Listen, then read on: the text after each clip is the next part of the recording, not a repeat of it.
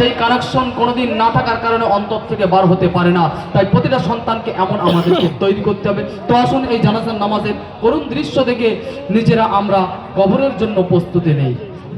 আসসালামু আলাইকুম ওয়া রাহমাতুল্লাহি ওয়া বারাকাতুহু। সম্মানিত উপস্থিতি, আল্লাহ তাআলা বলেছেন কুল্লু নাফসিন যায়িকাতুল মাউত, প্রত্যেক প্রাণী তার মৃত্যুর স্বাদ গ্রহণ করতে হবে। অর্থাৎ আমরা মৃত্যুর আগে সকলে ঈমানকে পরিপূর্ণ কবরে যাওয়ার চেষ্টা করব ইনশাআল্লাহ। আর আমরা সকলে আদম সন্তান, গুনাহগার। অতএব আমরা যার জানাজার সামনে উপস্থিত হয়েছি তার যদি কোনো ভুল ভ্রান্তি গুনাহ থাকে আমরা সকলে মাফ করে দেবো ইনশাআল্লাহ। আমরা সকলে নিয়ত করি, প্রথম তাকবীরে সানা পড়ব, দ্বিতীয় তাকবীরে দরুদ শরীফ পড়ব, তৃতীয় তাকবীরে দোয়া পড়ব, চতুর্থ তাকবীরে প্রথমে ডান দিকে সালাম ফিরাবো, তারপর বাম দিকে সালাম ফিরাবো। আল্লাহু আকবার।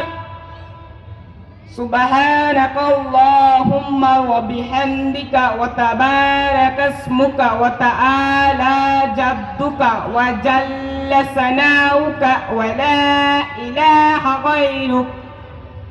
আল্লাহু আকবার।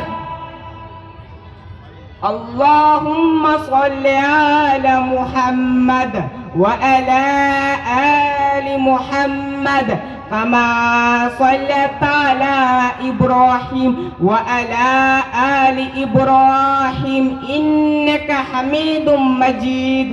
اللهم بارك على محمد وعلى آل محمد كما باركت على إبراهيم وعلى آل إبراهيم إنك حميد مجيد.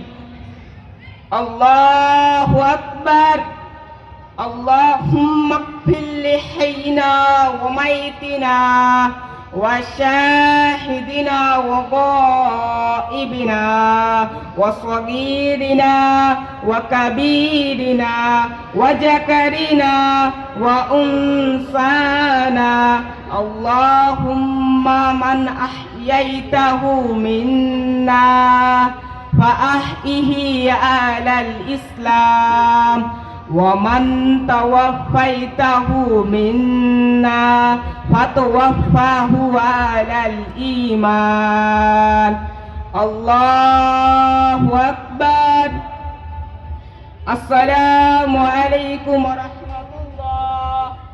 السلام عليكم ورحمة الله.